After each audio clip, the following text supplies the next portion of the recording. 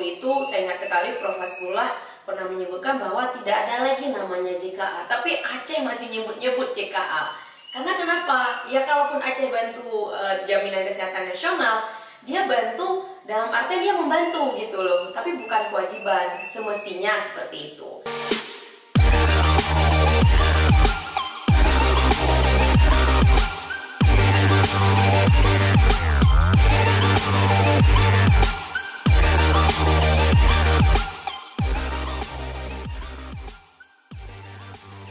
Hai, assalamualaikum warahmatullahi wabarakatuh. Hari ini kita membahas lagi isu-isu terkini ya tentang Aceh. Beberapa hari yang lalu, salah satu surat kabar di Aceh menjelaskan bahwa JKA tamat atau JKA tidak akan lagi ada dibayar premi oleh pemerintah Aceh untuk bulan April ya bulan April dan seterusnya. Kita sekarang membahas sama pengamat kesehatan masyarakat di dalam kebijakan kesehatan. Kita akan membahas bagaimana sih regulasinya sehingga kenapa JKA itu bisa di stop. Hai Kak. Halo Bang Didi. Sudah membaca berita belum Kak? Belakangan ini ada pemberitaan tentang JKN atau JKA ya, JKA Jaminan Kesehatan Aceh ini ditutup atau tidak dibayar premi oleh pemerintah Aceh. Jadi sebenarnya Bang Deddy mungkin sedikit pencerahan nih buat teman-teman Sahas juga bahwa sebelum memang betul-betul tim anggaran pemerintah Aceh sama Banggar Badan Anggaran ini memutuskan bahwa di 2022 ini tidak ada lagi pendanaan kesehatan khusus untuk Jaminan Kesehatan Aceh. Jadi 2021-2020 itu sudah sempat dibahas Bang. Jadi APBA di 2020 dan 2021 berarti 2 tahun yang lalu sempat disebutkan bahwa uang Aceh hanya cukup sampai April gitu. Boleh dicek ya teman-teman di Serambi Indonesia 2020 dan 2021. Berturut-turut 2 tahun itu sempat dinaikin di media gitu ya, di-rise isunya di media bahwa uang Aceh nggak akan cukup nih untuk mendanai JKA. Kontroversial dan segala macam ya Bang Deddy ya.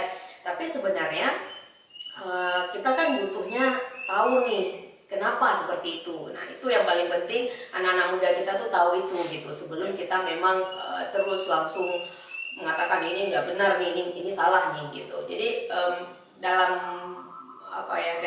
hal yang saya pelajari di Bank Media, Jaminan Kesehatan Nasional yang memang diterapkan sejak tahun 2014, berapa tahun tuh sudah berarti ya 2014 ya.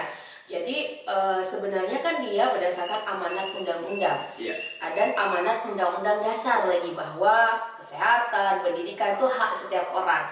Maka atas dasar itulah negara Indonesia itu, negara kita itu menjadikan ya jaminan kesehatan ini bagian dari tanggung jawab pemerintah gitu. Ketika sakit ya dia nggak perlu bayar dan dia dibayarkan pemerintah.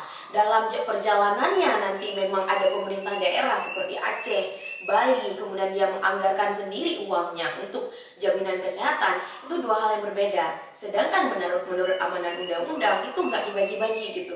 Provinsi bayar juga nggak dibagi-bagi dalam undang-undang. Undang-undang negara menjamin kesehatan setiap orang yang ada di Indonesia. Nah, yang menjadi perjalanan sekarang ini atau yang menjadi cerita saat ini kan adalah Aceh ini udah duluan ada JKA gitu. Sebelum ada Jaminan Kesehatan Nasional, Aceh 2010 tuh udah ada Jaminan Kesehatan Aceh. Yang dimana kamu mau miskin, kamu mau kaya, tidak peduli apapun, yang penting punya kakak atau KTP Aceh, dia bisa mengakses pelayanan kesehatan dan tidak perlu bayar gitu. Dia yang nggak bayar, tapi pemerintah bayar ya. Saya selalu bilang itu gitu. Jangan nanti ketika memang orang datang ke rumah sakit dia pakai jaminan kesehatan dia nggak bayar, otomatis dia gratis. Enggak, pemerintah bayar gitu. Nah, jadi karena itulah pemerintah Indonesia ini kan dalam artian yang namanya anggaran tuh tetap terbatas kan, yang namanya anggaran tidak pernah cukup gitu. Jadi dia mengambil kebijakan bahwa oh Aceh kan sudah punya jaminan kesehatan Aceh, jadi integrasi saja. Integrasi di sini pada waktu itu mungkin kita bilang nggak ahli ya, pasti orang-orang di dalamnya udah ahli ya, orang-orang di dinas kesehatan yang paling banyak kontribusi di sini. Dinas Kesehatan Provinsi paham bahwa jaminan kesehatan nasional adalah pemerintah Indonesia yang jamin. Tapi Aceh karena memang sudah pernah punya anggaran untuk jaminan kesehatan, ya udah integrasi nih 2014 integrasilah dengan JKN. Makanya pada waktu itu saya ingat sekali Prof. Hasbullah pernah menyebutkan bahwa tidak ada lagi namanya JKA, tapi Aceh masih nyebut-nyebut JKA. Karena kenapa? Ya kalaupun Aceh bantu jaminan kesehatan nasional, dia bantu dalam artian dia membantu gitu loh, tapi bukan kewajiban, semestinya seperti itu. Tapi kan nanti ada runtutannya lagi di bawahnya, runtutan bahwa kan Aceh punya Otsus, termasuk juga Bali, kalau saya nggak salah juga punya jaminan kesehatan daerahnya sendiri gitu. Bali dengan cerita dia banyak secara keuangan juga mampu gitu. Gitu Bang Deddy secara cerita singkatnya gitu ya.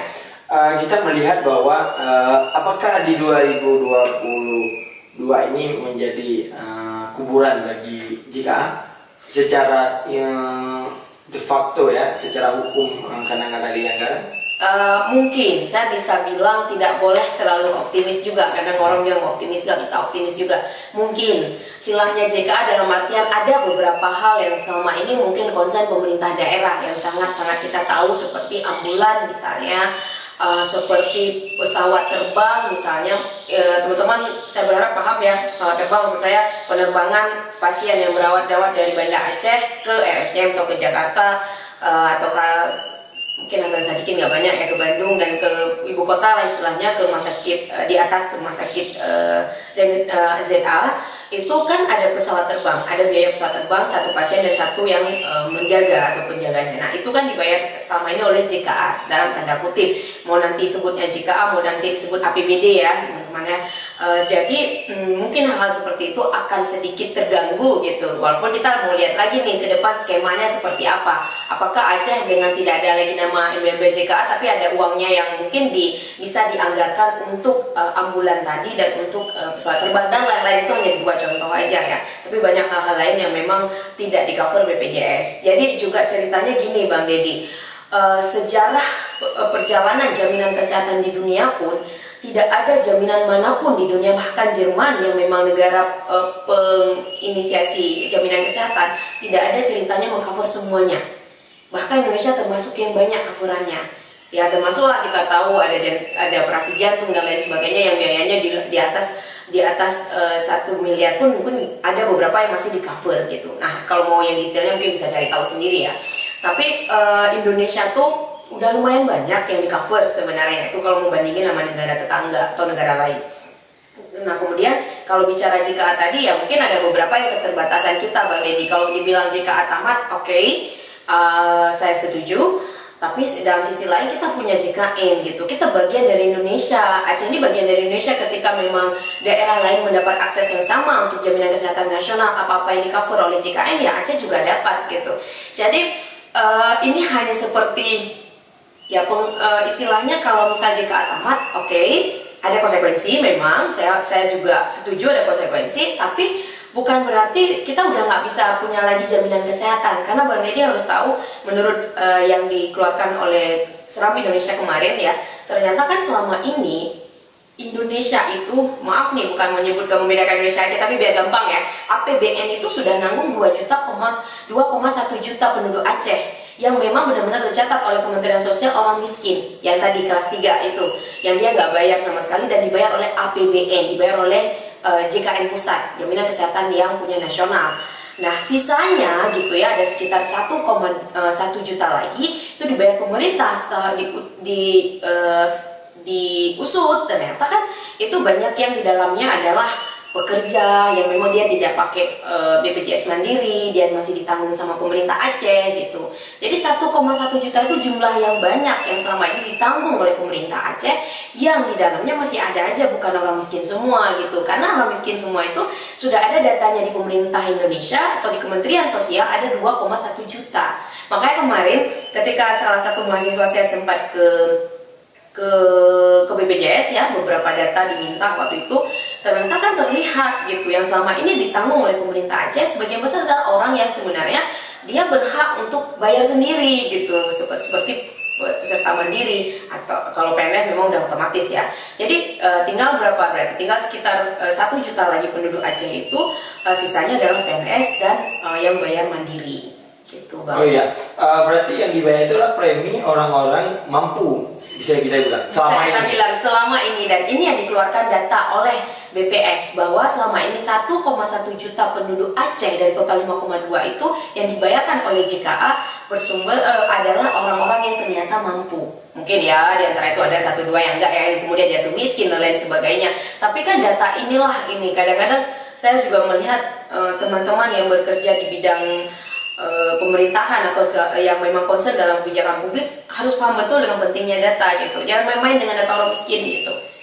Yang mana yang memang miskin nanti udah jadi kaya, yang mana kaya akhirnya miskin kan kasus COVID saat ini 2 tahun pandemi ini juga banyak yang akhirnya jatuh miskin kan, nggak mampu bayar. Nah itu semua tuh tidak tidak istilah kita tidak sensitif gitu loh Bang Deddy. Maksudnya kan maunya setelah dia ada kejadian ini dia langsung setiap tahun tuh data tuh harus diperbaiki gitu. Nah ketika saya ngomong tadi 1,1 juta selama ini adalah orang mampu, nah, teman-teman bisa cek di Serambi berita kemarin juga seperti itu menyebutkan, itu artinya adalah ada masalah dengan data.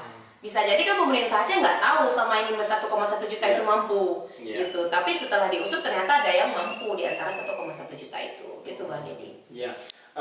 Sehingga sekarang premi yang akan dibayar oleh pemerintah Aceh ya sampai 2022 bulan April ya. Sesudah itu yang otomatis akan hilang sendiri atau gimana sih prosesnya kalau di pemerintahan? Kalau saya lihat sekilas ya, saya pelajari juga kan udah lama sebenarnya jaminan kesehatan ini jalan.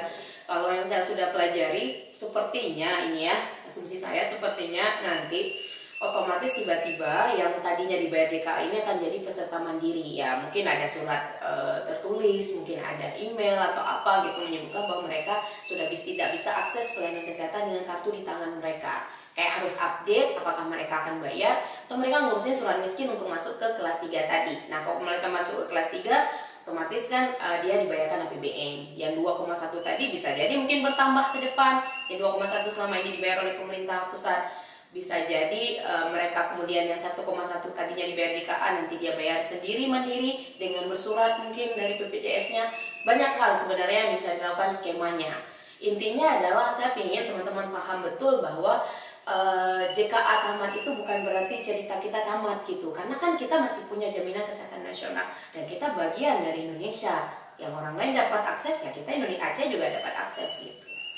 Ya, bagaimana kita mensiasati Kak di dalam pergolakan antara BPJS nasional dengan JKA? Apakah ini akan memusingkan atau menjadi kegalauan di masyarakat? Apa yang harus kita lakukan? Dari sisi masyarakatnya nih Bang Deddy. Dari sisi masyarakatnya ya awareness ya, lagi-lagi yang namanya kebijakan publik. Kita nggak semua bisa menerima dengan baik. Selalu ada triad kebijakan namanya. Jadi orang yang di atas terima, tidak terima yang sini gitu. Istilahnya ada satu yang diuntungkan, ada yang nggak diuntungkan. Itu selalu terjadi. Kemudian kalau bicara kebijakan kesehatan, lebih spesifik lagi, bicara kita mau efektif, ya pasti layanan kesehatan itu harus punya uang yang cukup gitu. Tapi kalau bicara saat ini kan pemerintah masih kurang uangnya kan, kita tahu ya isu defisit dan lain sebagainya. Nah, saya ingin masyarakat Aceh khususnya itu punya awareness itu gitu. Mungkin ya bagi orang-orang pemerintahan, bagi mereka yang concern terhadap hal-hal ini ya harus disosialisasikan gitu. Mungkin semualah, tidak harus pemerintah, tapi juga kayak saya orang akademisi juga harus mampu mensosialisasikan di tulisan opini publik, misalnya memahamkan masyarakat kita bahwa pertama adalah saya selalu bilang kita tuh nggak pernah gratis selama ini, yang bayar itu pemerintah. Catatannya ya ayo dong peduli siapa yang bayar, APBN apa APBD gitu kan. Itu yang pertama, kita nggak pernah gratis. Yang kedua, ketika memang kita mampu itu nggak banyak. Mungkin kita udah bahas lagi ya di YouTube sebelumnya bahwa ternyata ketika dibagi-bagi ya teman-teman, kalau 60.000 itu berarti 10 hari itu 20.000, berarti sehari 2.000 teman-teman. Kalau kita mau masuk bayar mandiri yang premi 60.000 per bulan, 2.000 sehari itu nggak banyak. Nah, memahamkan masyarakat bahwa untuk bisa jadi mandiri itu bukan hal yang sulit. Dari tadi kita sebagai JKA yang dibayar pemerintah, kita mau bayar sendiri itu butuh kesadaran masyarakat gitu. Oke, cukup sangat teredukasi ya. Semoga dengan berakhirnya JKA atau dengan berakhirnya subsidi oleh APBD untuk bidang kesehatan di pemerintah Aceh akan menjadi pelayanan kesehatan yang akan mumpuni di rumah sakit lagi ya, akan menjadi kebijakan-kebijakan kesehatan yang akan lebih baik lagi. Stay terus di SAS Inisiatif.